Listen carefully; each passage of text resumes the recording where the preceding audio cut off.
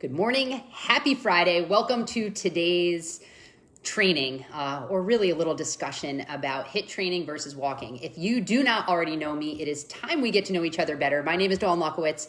I will just give you a really quick, brief intro, and then I'm going to jump right in. It will also give anybody that is wanting to catch this live a chance to hop in. So again, my name is Dawn Lokowitz. I am a certified personal trainer. I'm a group fitness instructor. I am a precision nutrition level 1 coach, right?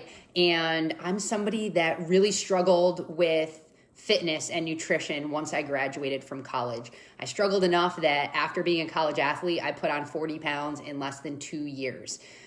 Over the last many years, I figured out a lot of the wrong ways to do things and a lot of the right ways. And then I went and I got all of that training stuff that I just mentioned, the certifications, to kind of back up what I was experiencing in real life so that I could help others do that. If you want to get to know me a little better, you should totally schedule a call and we can talk more about your specific goals and some ideas and suggestions I may have in order to help you reach them. And then depending on if it makes sense, we can always talk about opportunities to work together. But let's jump right into this idea of HIIT training versus walking. What's better for weight loss, fat loss, all those things. So first, we need to know what HIIT training is. It was a really super popular buzzword in the last couple years, and it stands for high intensity interval training. Basically, the really simplified version, you're doing short workouts with these spikes, right? Where you're bringing your heart rate up and resting, or maybe not coming to a complete rest, but bringing it back down. So if you were like running, it would be almost doing like intervals with some sprints and some jogs and some walks and some rests like in between. Now, a lot of times, women in particular mistake HIIT training. When you hear high intensity, they mistake that for high impact, which is something that I did for a lot of years. And HIIT scared me. The idea of HIIT scared me because I needed a knee replacement, and that impact I was worried about. It doesn't always mean high impact. The intent, it's what's happening with your heart rate. It's working really hard for a short time and then resting, and then working really hard and resting. So in like a 30-minute workout, you might actually only be doing 12 to 15 minutes of actual work. Tabata is another style that you might have heard. That is a form of HIIT training. Again, it's those short workouts that your heart rate is coming up and down. There's a lot of benefits, and I even made some notes to make sure that I get you the most important stuff. So the 3 biggest things for HIIT that I want you to take away: you can burn a lot of calories in a really short time. Most people I talk to are not fans of cardio, right? We just don't enjoy it. It's not super fun. And typically when we're thinking of cardio, we're thinking of like running long distance or being on like a treadmill, being like a slave to one of those machines, thinking that that it's got to be like boring. Where HIIT comes in, you can burn a lot of calories in a really short time because your body, by having those heart rate spikes, it's working really hard to recover, and then you're bringing it up again. And so all of that extra work going on in your body is burning calories. But it's also going to continue burning calories after you're done working out. So while you're getting the benefit of the workout, you're getting the benefit beyond the workout. And I like that it is short. Like I said, even in a 30-minute workout, the actual work you're doing is like short. So most of us can talk ourselves into at least liking it enough to do it.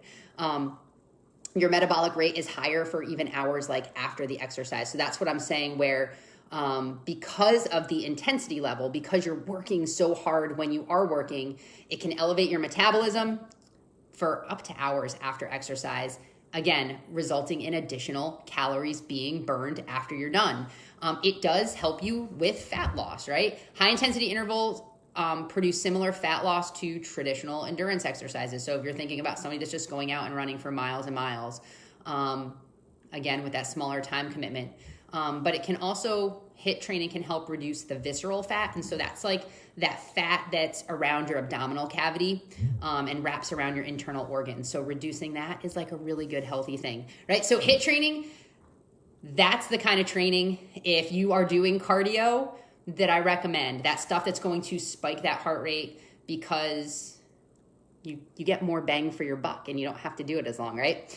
Okay, so walking. Why would we even be talking about walking? Well, this group in particular, the Facebook group that this is being recorded in, is geared for women that are, typically 40 and over, right? And we start to notice changes in our body and changes in our hormones and changes in our metabolism. And so there's a lot of very good benefits to walking when it comes to weight loss.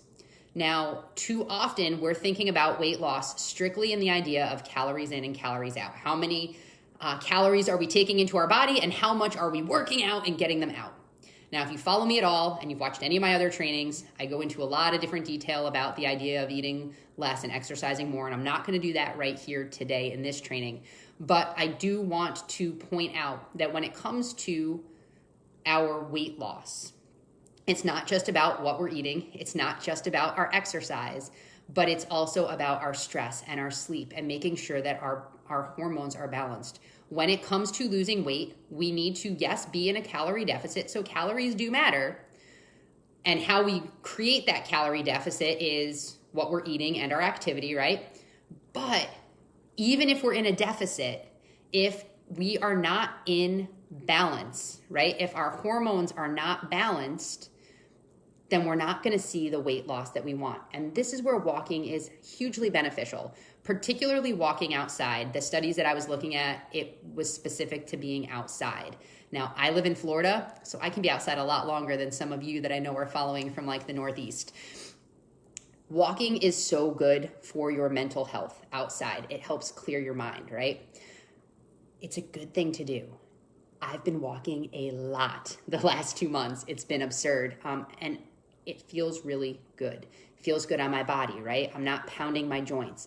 But it's also, the key is it's helping bring my stress levels down, and it's helping to bring my cortisol down. Now, when you're working out hard, your cortisol is going to go up. It's not bad when it goes up for that short time. But when we can bring our cortisol levels down, that's where that magic is happening. That's where we're getting into that better hormonal balance. And when we're less stressed and our cortisol is down, it's going to lead to a ripple effect of some other things. You'll start to get better sleep. You'll start to make better decisions, right? And so it's that cumulative effect that happens when that cortisol goes down that the magic really happens. Now, I follow a couple different doctors and folks that do a lot of teaching specific to menopause and metabolism, and constantly over and over again, it is suggesting 30 to 60 minutes about, well, the one guy says every day, right? But 30 to 60 minutes of leisurely walking, not power walking, not running, but just leisurely walking to help bring those cortisol levels down in your day. And that is helping people sometimes more than doing HIIT training if they're already in that calorie deficit, because what's holding them back is that hormonal balance. And if you're getting that hormonal balance, it's good for you. Now, I am not telling you that you should be focusing on walking and not doing HIIT training. I believe that a lot of people, when they saw my post saying this is what I was going to talk about, were like, yes, I hate doing HIIT. I just want to walk. Now, for you, that might be the right thing to do. You might need to be focusing more on walking because you're in that calorie deficit. Maybe you're doing some other things for your body, but that weight is being held onto. And so your focus might need to be figuring out getting in some nice walking in the day, right? That might not be where you're at. And I'm not going to suggest that walking is better than HIIT, and I'm not going to suggest HIIT is better than walking. So I hate to break it to you, but it's going to be dependent on you and where you're at and what your body needs in this particular moment. Right now, my body's needing a lot of walking, but I also need to work out because that's another way that I relieve stress. A good workout where I'm throwing weights around or I'm doing a quick HIIT workout, that is good for my overall stress level. So I do make sure that I'm still doing that, but I'm adding that walk in. If you're having a really hard time losing weight, you're having a really hard time figuring out what kind of exercises you should do, how long should you be doing them, how much should you be eating, take advantage of my free transformation analysis call. We can hop on a Zoom or the phone. We can talk about what some of your goals are. We can talk about where you're stuck right now, what hasn't worked for you in the past, where you're trying to get, and then kind of game plan what that looks like. I might be able to make suggestions that you just haven't thought of or you didn't know to do. And again, It might mean the opportunity to work together if it makes sense. But I would love to help you figure out some of those things. So make sure you take advantage of that. In the Facebook group, I'll pop my calendar link right in the comments. And then when this video gets shared other places, there will be a spot with that link if you want to set that up. So again, HIIT training, phenomenal way to train. It's great for your heart health. It's great for your overall burning of calories, expending that energy. That does help create that calorie deficit. That calorie deficit's also going to come in the nutrition that you have. But then the other side of the coin, the other piece of the picture is making sure that our hormones are in balance. And a big key to that is that cortisol, and that's with the walking. Walking can help bring that down. And then we need to be making sure we're focusing on our sleep, right? And our rest. Now, I'm saying walking, but think of other ways that you can relax. This could be massage. This could be meditation. This could be light, gentle yoga. Other ways that aren't impact, that aren't intense, that are allowing your body to rest. Again, bringing those cortisol levels down to help better with that weight loss. I hope that was helpful. For those of you that were looking for me to tell you that you don't ever need to do HIIT training, I'm not going to do that. But you might be at a point in time where you need to focus a little bit more on walking or add that into what you're already doing. Again, I would love to chat if you want. Take advantage of the calendar link that I will be sharing with you. Also, if you could let me know what else would be helpful for you to learn so I can come in here next week, hopefully give you some value, some things to think about. And yeah, I think that should be it for now. I hope you have a fantastic weekend. I look forward to hearing from you, speaking with you, and possibly hopping on a call with you.